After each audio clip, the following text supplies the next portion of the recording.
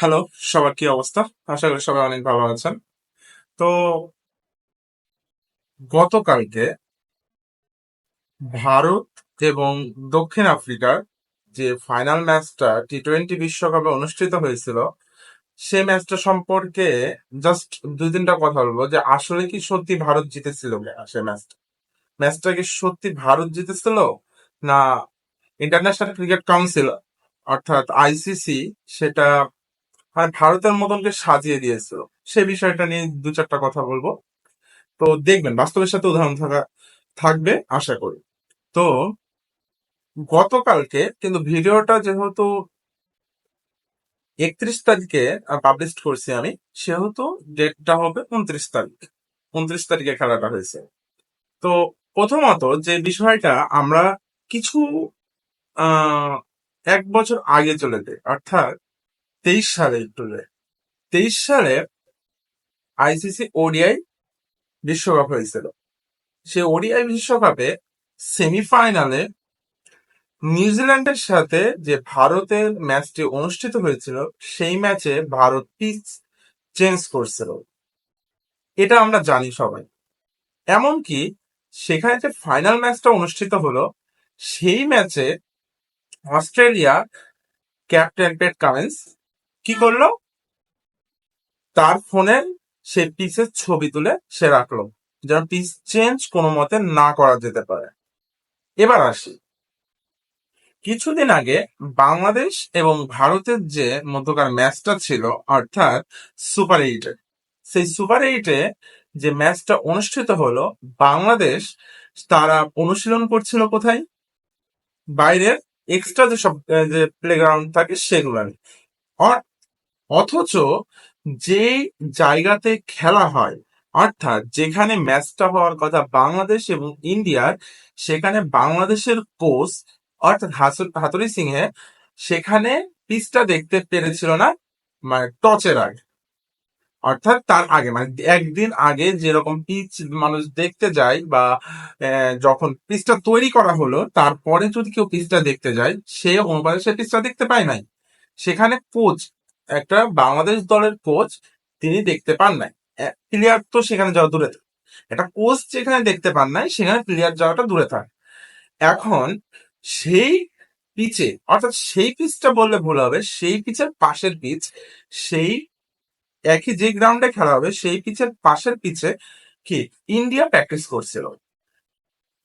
এখন ইন্ডিয়া যে প্র্যাকটিস করছিল, এই বিষয়টা নিয়ে তাহলে কি আইসিসির কোনো জায়গাতে নাই যে যেই পিচে খেলা হবে তার আশেপাশে বা সেই প্লে গ্রাউন্ডে প্র্যাকটিস করা যাবে? হয়তো আমার জানা মতে এটা হয়তো কোথাও লেখা নাই যে যে পিচে খেলা হবে সেই পিচের আশেপাশের পিচগুলা যেটা আছে সেগুলো খেলা বা অনুশীলন করা যাবে। তাহলে এবার যেটা সর্বশেষ, অর্থাৎ দক্ষিণ আফ্রিকা এবং ভারতের সর্বশেষ ম্যাচ ফাইনাল, এই ফাইনাল ম্যাচটাতে সর্বশেষ ডেভিড মিলার যে সিক্সটা মারছিল, অর্থাৎ সিক্স আমরা এখন বলতে পারবো না সেটাকে, কারণ সেটা আউট হিসেবে গণ্য হয়েছে। কিন্তু আমরা সবসময় একটা জিনিস খেয়াল করি যে বাউন্ডারি টাচ যখন হয় কোনো কিছু, মানে বল বা লেগ বা হ্যান্ড যখন বাউন্ডারিকে টাচ করে, তখন সেটাকে সর্বোচ্চ জুম করা হয়। আমরা ধরলাম সেখানে জুম করা যাচ্ছে কিন্তু অল্প, কিন্তু একটা বাউন্ডারি থেকে মিনিমাম 20 ফিট বা 10 ফিট এরকম দূরত্ব থেকে কোনো বাউন্ডারি চেকিং করা সম্ভব আদৌ? আপনার এটা শুধু বলবেন। তারপর চেকিংটা যদি ন্যায্যভাবে করা যেত তাহলে আমরা মানতাম যে সেটা আউট। কিসের জন্য? সেটা হলো জাস্ট 2 থেকে 1 বার মেবি চেকিংটা চলছে, সেটা শুধু কি ফর্মালিটিস দেখানোর জন্য যে আইসিসি সে চেকিংটা করছে। একটা ম্যাচ রেফারি এবং একটা দুইটা আম্পায়ার কিন্তু থাকে হচ্ছে একটা ম্যাচকে সুষ্ঠুভাবে পরিচালনা করার জন্য। সেখানে একটা এত বড় দুর্নীতি যারা করতে পারছে একটা বিশ্বকাপের মঞ্চে, সেখানে আইসিসি এখানে অবশ্যই প্রশ্নবিদ্ধ। আইসিসি এখানে অবশ্যই প্রশ্নবিদ্ধ, যেখানে এই এত মানে ওখানে সিক্স যেটা যেটা টাচ করছে, জুম করলে আপনারা দেখতে পাবেন অনেকেই সেটাকে জুম করছে, অনেক কম্পিউটার অ্যাপ্লিকেশন ইউজ করে সেটাকে জুম করা হয়েছে। দেখবেন পায়ের মানে জুতার সামনের যে অংশটুকু সে অংশটুকু বাউন্ডারিতে লাইনে টাচ করছিল।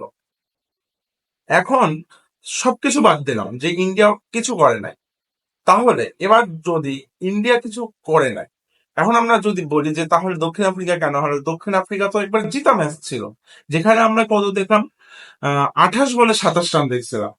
তারপর দক্ষিণ আফ্রিকা কেন হারলো? ডেভিড মিলারের কথা একটা আমি বলি। ডেভিড মিলার আমরা সবাই জানি যে একটা ভালো ব্যাটসম্যান, মানে একটা নামি দামি ব্যাটসম্যান। তিনি আইপিএল এও খেলেন, আইপিএল এর মতন মঞ্চে তিনি খেলার জায়গা পান। ক্লাসেন ক্লাসেন আমি মনে করি যে দক্ষিণ আফ্রিকার অন্যতম বিগ হিটার।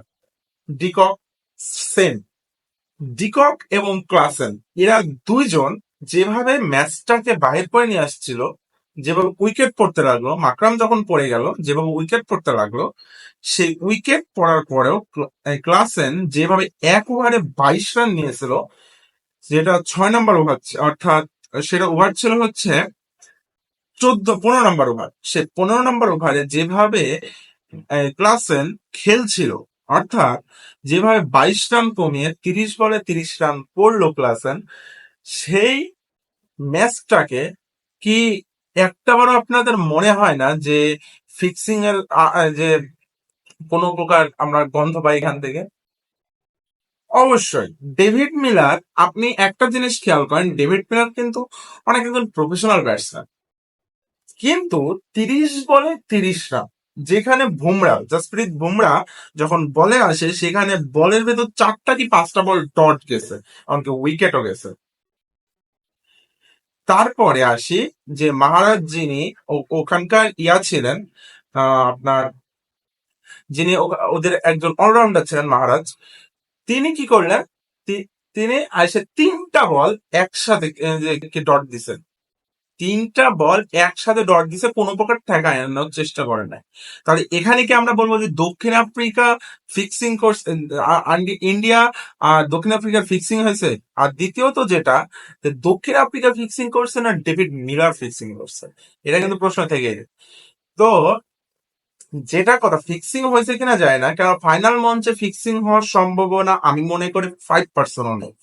কিন্তু তারপরে প্রশ্ন ছড়াই যায় যে 30 বলে 30 রান, যেখানে যেখানে জাস্ট একটা বাউন্ডারি ম্যাচকে নিজেদের হাতে নিয়ে আসতে পারে, সেখানে ডেভিড মিলারের মতন একটা প্রফেশনাল ব্যাটসম্যান সেখানে কোনো কিছু করতে পারে নাই। যেখানে ক্লাসেনের মতন ব্যাটসম্যান, কুলদীপ, কুলদীপের বলকে কত যে করছিল, কুলদীপের বল, মেবি কুলদীপের বল ছিল, আই এম নট শিওর, আমি খেলাটা আসলে গোটাটা দেখি নাই, বাস জাস্ট খালি আমি ক্লাসেনের ওই ওভারটা দেখছিলাম রিভিউতে, যে খুব ভালো মানে পিটাইছিল ওই ওভারটাকে। তো এখন এখান থেকে যেটা আমি বলছি যে, আচ্ছা ক্লাসেন যেভাবে খেলে গেল, ডেভিড মিলার কি তার 4 ভাগের 1 ভাগ খেলাটা দিতে পারতো না? অবশ্যই দিতে পারতো, কিন্তু আসলে কেন দিল না, এই প্রশ্নটা থাকে সবার মাঝে। আর দ্বিতীয়ত যেটা, যে ডেভিড মিলার 6টা মারছিল, সেই 6টা কি আদৌ আউট হয়েছে? যে কি ওটা কি আদৌ বাউন্ডারি টাচ করে নাই না করছে? আপনারা আশা করি সেটা নিয়ে হম আমাকে আর বলা লাগবে না। তারপর আমি ভিডিওটা তৈরি করলাম যে যারা জানেন না তারা জানবেন। এখানে অনেকে ইন্ডিয়ার দর্শকরা এসে বিভিন্ন ধরনের কমেন্ট করবেন, আশা করি আপনাদের বিবেক থেকে আপনারা কমেন্ট করবেন, ভিডিওটা ভালোভাবে দেখবেন, আপনাদের যে ইন্ডিয়ার ওই জুম করার পরে ভিডিওটা দেখবেন, আশা করি তাহলে বুঝতে পারবেন। তো আজকের ভিডিওটা এ পর্যন্তই ছিল। আরাফাত হোসেন প্রমি এই চ্যানেল, যদি আপনি নতুন হয়ে থাকেন অবশ্যই চ্যানেলটাকে সাবস্ক্রাইব করবেন, এবং ভিডিওটা ভালো লাগলে অবশ্যই কমেন্ট, লাইক এবং শেয়ার করবেন। তো আজকের মতন এ পর্যন্তই, ধন্যবাদ সবাইকে।